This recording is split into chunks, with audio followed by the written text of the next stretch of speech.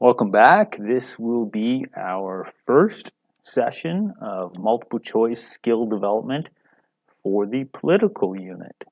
In order to facilitate this, we will be looking at the released items from the 2016 release of Social Studies 30-1. Therefore, if you Google the Social Studies 30-1 2016 released items, you'll get to this PDF. I'll also include a hyperlink to it next to the video we're creating today. So there's going to be some questions here that we can work with, some that we cannot, because they may deal with the contemporary world Cold War part of the course yet to be studied. But we do have a set to begin with, questions 1 to 4. So again, I might take a quick glance at the set just to see kind of like a feel of what's going on here. We got, a map about eugenics, and you have, history of Alberta sterilization, but really it's important to read the questions first to know why we're looking at the sources. So the first question says, in context.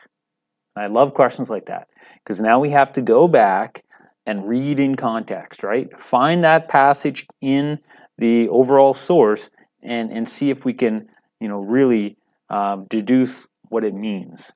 In context, which of the following phrases from source 1 would be most troubling to a supporter of individual rights? So which of these phrases would a supporter of individual rights find most troubling? So they'd be opposed to it, right? Promoted by influential citizens, backed by genetic theory at the time, a much less aggressive program, many without their knowledge or consent. Knowing that we're going to be looking at eugenics, and knowing that a supporter of individual rights is a supporter of our constitutional rights, like our freedom of choice, our freedom of movement, to be really self-governing. I am leaning towards one of the answers, but I'm going to go back. I'm going to look to the source and read those sentences, those fragments in context. So, in Alberta, beginning in the early 1990s, many people campaigned for the passage of legislation that would require mental health testing before the provision of marriage license. Influenced by the international eugenics movement, backed by genetic theory at the time. So backed by some theory. Now, would an individualist be upset that it was backed by some kind of theory, some kind of scientific theory? Well, they wouldn't love that, but let's keep reading. Promoted by influential citizens. Well, that's troublesome in the sense that now we have a policy being manipulated by some, potentially at the expense of others.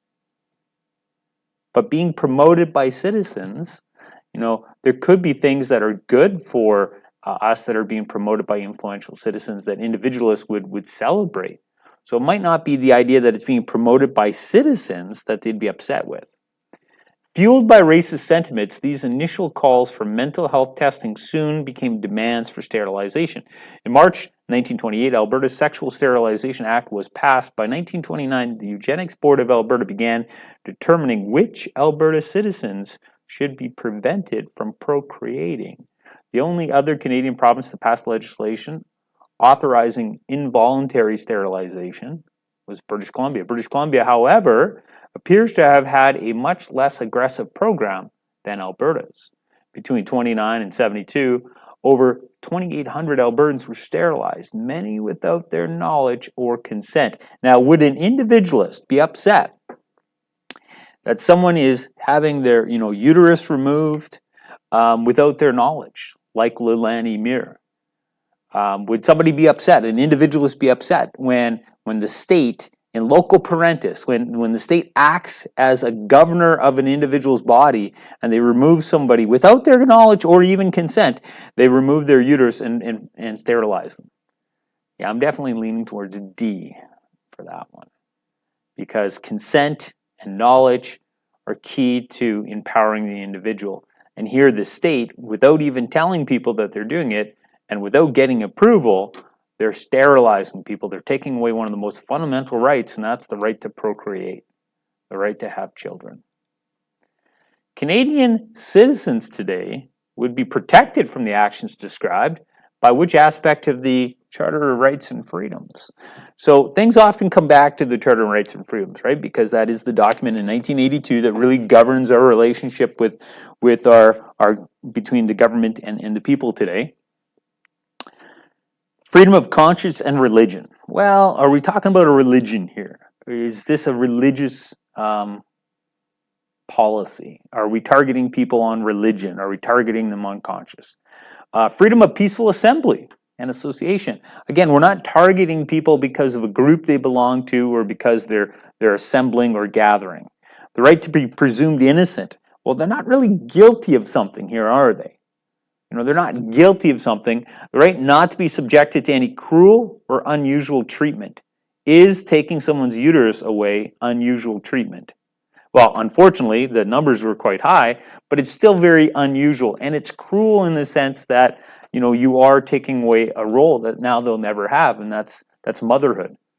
So definitely I'm going to go with D on that one as well. The non-shaded states and one green shaded state in source 2 most likely valued, oh, we got to go back. So the one green one's Nevada, and the, what was the other kind? The non-shaded states. So like the white ones? Why wouldn't they say white ones? So you got Nevada and these states here. Most likely valued a commitment to individual rights. Well, what does the shading mean? Laws in effect, states with bills pending, laws repealed. So they tried to create a sterilization law, and they said, no, we're not going to do that. So sterilization is not legal here, and these are some states where they don't have sterilization. So these states had sterilization, or they were pending to have it. This state said, we're not going to have it, and these states did not have it. So these are areas in the US that did not have eugenical sterilization. Okay, now I get it. I had to go back, kind of really look at the legend here and look at the source itself and figure out what's going on. So the non-shaded and the one green state most likely valued a commitment to individual rights. Yeah, because they're saying we're not going to take away your uterus. That makes sense. Taken together, the sources show that in Canada and the United States, propaganda techniques were used. Unless I missed something, I didn't see any propaganda techniques talked about. Regional legislative powers were employed to establish sterilization programs. So do we have regional legislative powers, and do we have the establishment of sterilization programs? So here we have regional powers, different states, and some of them are establishing sterilization programs. Here we have Alberta and BC referenced, regional legislative powers, talking about how they establish legislative programs. Seems very clear. It's got to be that. B it is. All right, next set looks political as well, so we can continue to look at some political stuff. Electoral system, I'm just kind of skimming it a little bit, some more provincial electoral stuff, so I can kind of anticipate what I'm going to be looking at. The electoral system described in the recollection was most likely created to ensure. So why did we have this electoral system? So what kind? First thing I got to do is figure out what kind of electoral system is in the source. Notice how I didn't mispronounce the word twice. We'll have to make sure that we know what kind of electoral system is in the source, and then we'll match it up with why would people choose that. So let's go to the source and figure out what kind of electoral system it has. Boop. Alberta did not always have its current electoral system. My father was a provincial elections official in the 1950s, and he once described to me the system used then. The electoral system described was most likely created. Okay. In cities such as Edmonton, the number of MLAs to be elected was based upon population. Okay, so rep by pop, I get that. So I'm linking it to vocab I know. On voting day, voters simply voted for a party. Oh, okay. Did not know that, right? That's something new about Canada. We used to have something then. This kind of sounds like proportional representation when there's not an individual horse race with individual horses representing the parties. You just have parties then, right? So I'm kind of, at this point, I'm kind of seeing proportional representation. Um, a formula was used to determine what proportion of the available seats each party received based upon its share of the vote. Thus, if there were 12 seats available and 25% of the votes went to Party A, that party elected 3 MLAs. Prior to the election, Party A would have created a list of its 12 candidates in order from its number 1 candidate to its number 12. Unless you get 100%, number 12 is not getting in. So that's like the least likely guy, right? In winning 3 seats, the top 3 people on Party A's list was elected. Oh, okay, that's interesting.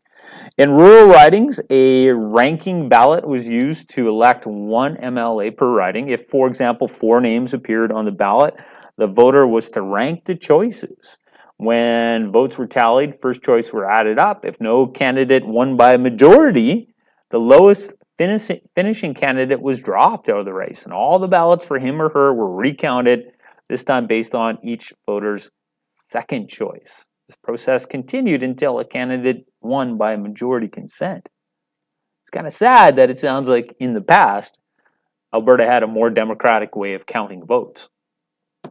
I asked my father why this system was dropped, and he insisted it was due to voter confusion. So why do we have, first past the post now? Because it's simpler. And we need simple. We don't need fair. We don't need something that expresses the will of people. We want simple. Instead of ranking the candidates, voters often simply wrote the number 1 by their first choice, leaving the others blank. Thus, there were few second choices to redistribute. He felt people did this because they believed that somehow by ranking candidates, they were lessening the chances that their candidate of choice would win the election. So maybe with a better education system, they could have done better with that. Okay, lots to look at there. This is like a case study now I could use in an essay because I learned something by reading it. Let's go and look at number 5. The electoral system described was most likely created to ensure that voters were given greater choice of political parties. Well, as a consequence, there might be greater choice. Can't guarantee that. So I'm going to put a maybe. I'm going to put an M next to that. The news media did not overly influence the voting public. There's no mention of media here and, the power of the media, so that's a crossy-outy. That's a no. The political party in power maintained control of the government. No, it seems more likely to express the free will of the people and less likely to maintain a government monopoly by one party. Representation in the legislature accurately reflected voter preference. And that's the benefit of that system, is that this is actually what the people wanted. They're building consent. They were, prioritizing people's votes. So I'm definitely going to go with D on that. Number 6. Information in the source implies that the electoral system described was abandoned probably because, remember, people were confused. Remember, we read that people didn't like it because they thought if they voted for second place for somebody they didn't like, that might hurt their chances of their person winning. So now we got to say, okay, which one of these looks like that? The system led to reduced rates of voter turnout. Well, it doesn't talk about that. They give us no numbers. They don't mention the word apathy. So although A could have happened, they don't talk about it. So boop, we got to get rid of that. The cost of carrying out elections. Again, they don't talk about that. I read it. They don't talk about B. How did anybody pick B? How did anybody pick B in the province? Because they don't mention A or B in it. A or B could have happened. It's not unlikely that they didn't exist, but they don't talk about it. Voters were inadequately informed as to how the system worked. Remember when I read it, I said that they needed better education to actually explain to them what it meant to have a second place vote? See, it is. Man, these are easy. Number 7. Supporters of the electoral system currently used in Alberta provincial elections. So then we got to think and say, okay, what do we have now? Because the language says what we currently have. So what do we have now? We have first past the post. Supporters of first past the post would most likely criticize the electoral system in the 50s in cities because it would result in, well, this is an old question. This question's been packaged many, many times.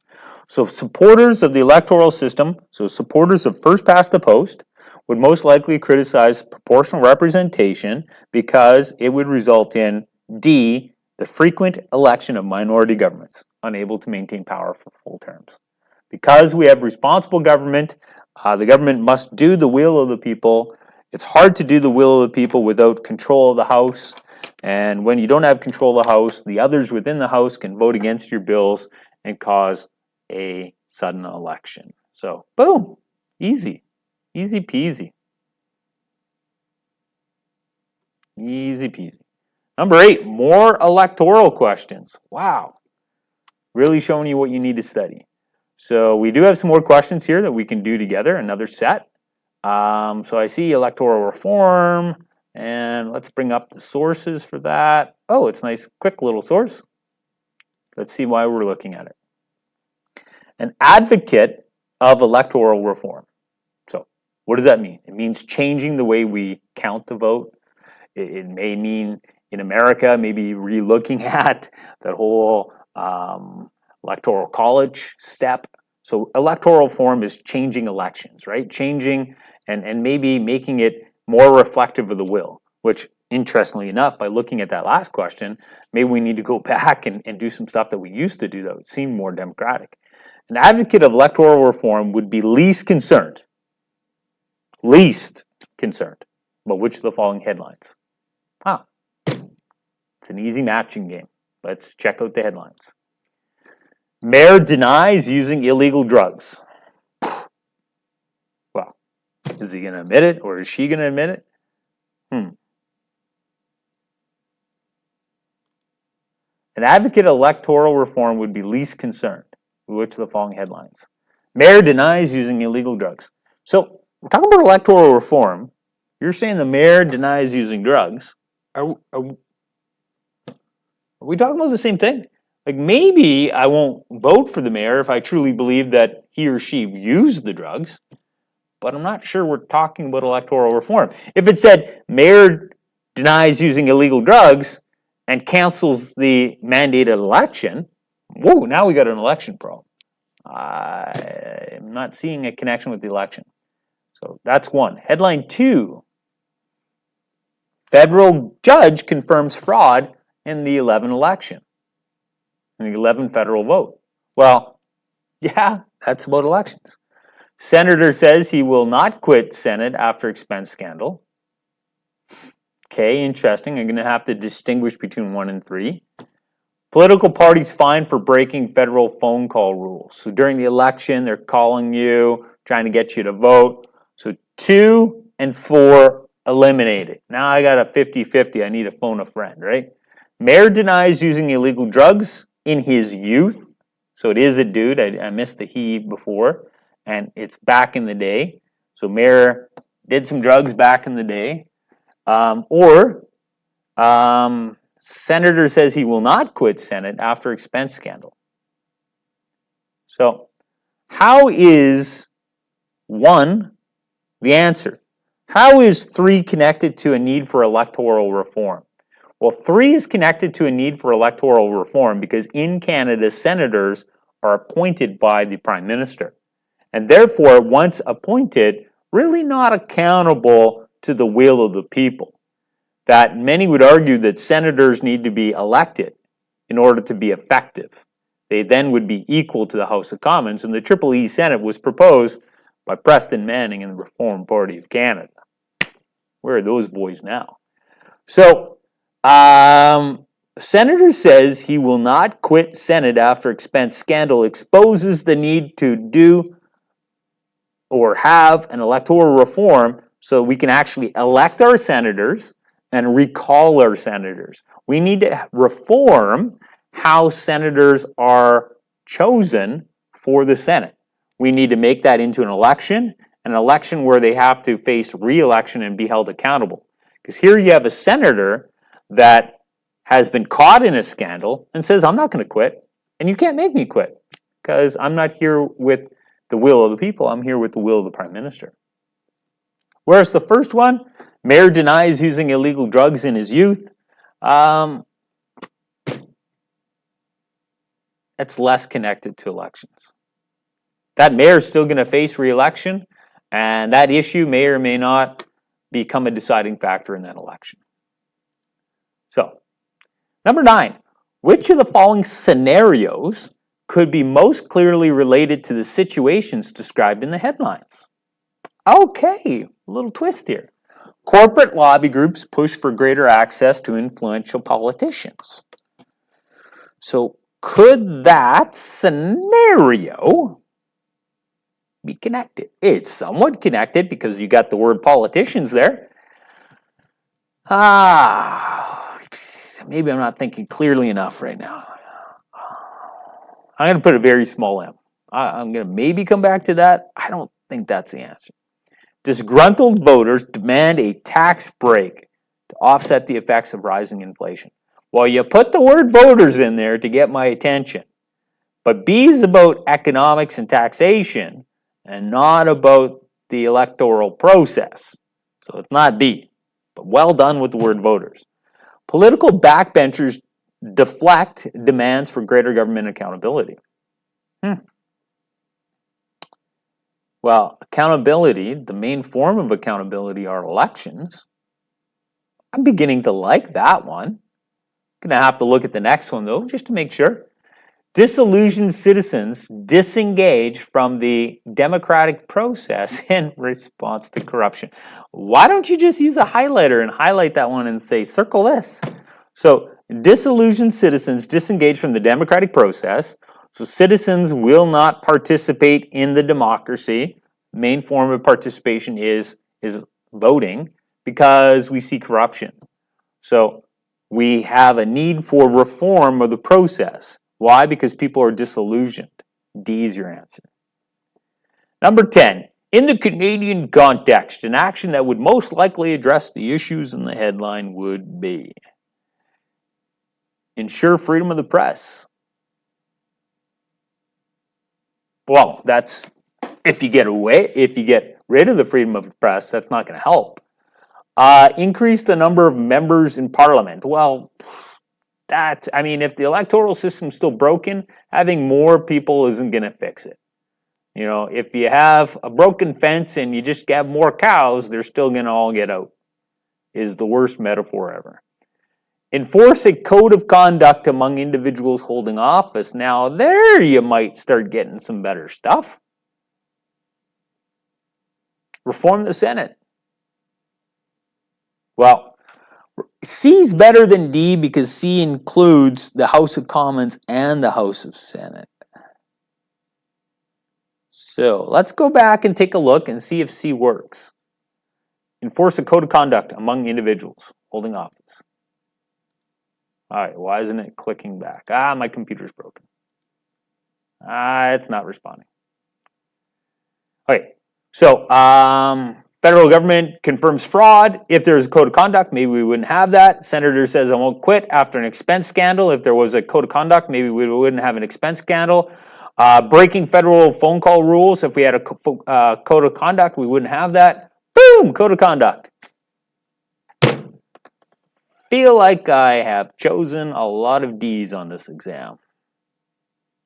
Hopefully, I will not get a D in the class. Considering the information, pandemics. That'll be fun for us to look at. We're not worried about that right now at all. So we have two more sources here.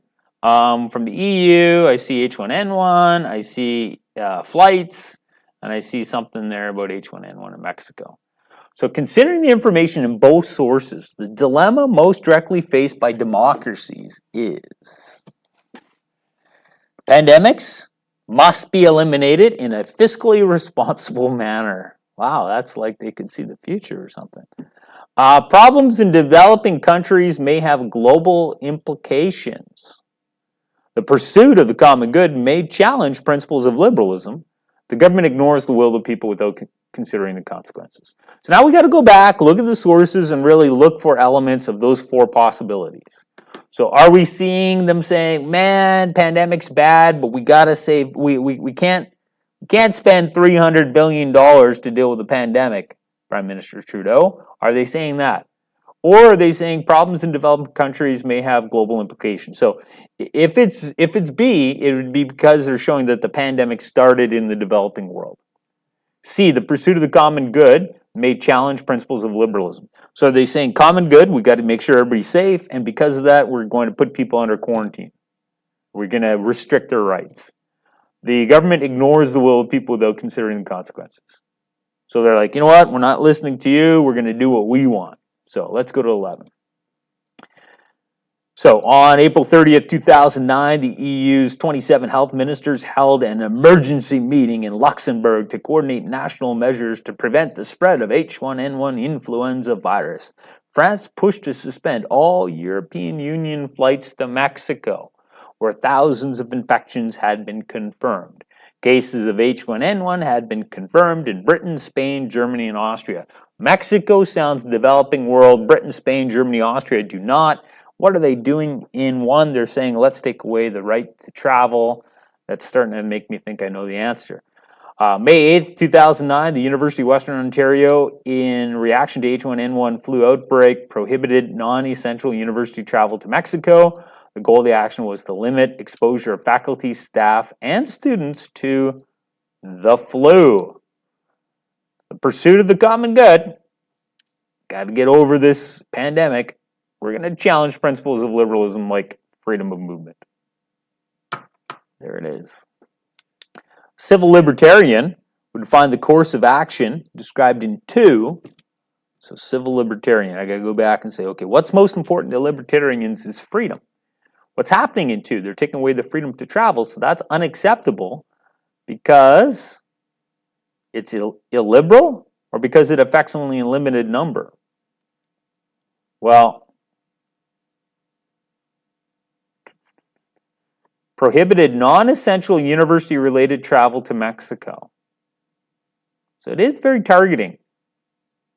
It is very targeting. Now, honestly, libertarians would be angry about both, right? Civil libertarians would be angry about both. But because you're also specifically targeting the freedom of some, it makes it even more concerning for individualists. I'm going to go with C. Wait, let me think about this. Man. Let's go back to that source. Let's go back. On May 8th, 2009, the University of Western Ontario, in reaction to H1N1, are they targeting people? Prohibited non-essential university-related travel to Mexico. The goal of the action was to limit exposure of faculty, staff, and students. So you can still go to Mexico if it's essential, because the University of Western Ontario has essential business sometimes in Mexico. This is a tough one. I am down to 2 answers, C and D. Is it unacceptable because it affects only a limited group? We really don't like you targeting people that are non-essentially traveling there. That's why we're angry, because it's non-essential travelers you're targeting. Or, we don't like this because it's illiberal. I mean, illiberal is the broader problem, right? What you're doing is meant to, in a democracy, what you're doing is you're acting non-liberally, right? You're acting as we'd expect an authoritarian. You're taking away freedom. Not meant to see that in a democracy. We're upset because we're libertarians. We really value liberty. Sometimes these questions can take a while. You know, it's okay. If you've got 60 questions on your diploma exam and you got hours to do it, it's okay to, really contemplate one. It might even be okay for me to come back to this one. So if I was a student taking the test, I may come back to it. But I don't want to tape this so that we do the rest and we come back and then it's confusing. So a civil libertarian would find the course of action described in 2. So I'm familiar with the source now. They're taking away non-essential travel to Mexico. I read the source 3 times to make sure I read. So I kind of misread it at first. Is it unacceptable because it affects only a limited group? Or because it's illiberal? Again, if I call up Tim Moen, the leader of the Libertarian Party, good friend of mine, and ask him, he's upset for both of those reasons.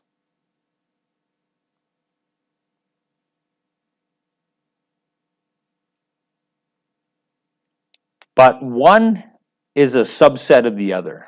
C is a subset of D. D's the broader answer. D's the safer answer here. Why is it unacceptable? Is it unacceptable because it's only for those people and not for all people? No. It would be unacceptable if it was for one person or everyone. It's not unacceptable because of the number of people. It's unacceptable because of what you're doing.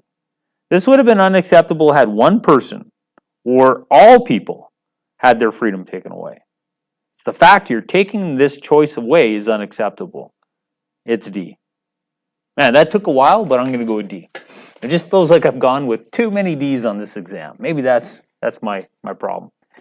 For which of the following questions could the sources be most directly used as supporting evidence? Do pandemics present a threat to international trade relations? Well, if there's a pandemic in Mexico, we're not going to trade with Mexico? Well, maybe. Maybe. I don't want to rule anything out this time. How have human rights been managed during emerging pandemics? So it is about a pandemic, check. The right to travel is a human right, check. How have they been managed? Well, this is how they managed them in University of Western Ontario. This is how they managed them in the EU. Check, check, check, checkity, check, check. Maybe a big solid maybe with a big golden yes. So I'm gonna keep reading because I don't want to assume we had the right answer. So C, are medical practices responsible for the global nature of pandemics? They don't really talk about that. They don't specifically talk about that. Most directly used. Should free speech be restricted to protect the collective good? They don't talk about freedom of speech. They talk about the freedom of movement. They talk about a human right there. B's the answer. Moving on. All right. Do we have any more political ones? Union Nationale is a political party. Are these political questions, though, or are they economic questions? Trade unionists. Hinder the inefficient, wasteful government. Yeah. I'm seeing economic questions. Oh, and there's your answers. So we are done. All right. I'm going to end the madness, and we'll post this on YouTube, and you can make fun of how long it took me to get that one. Did I get it right? What was that question? 12, right? And I eventually went with, I had it down to C and D. First really thought C, and then I thought about it, and then it became D. 12, D. Yes. Man, a lot on the stake, a lot on the line. All right, there we go. Enough of that. Stop talking.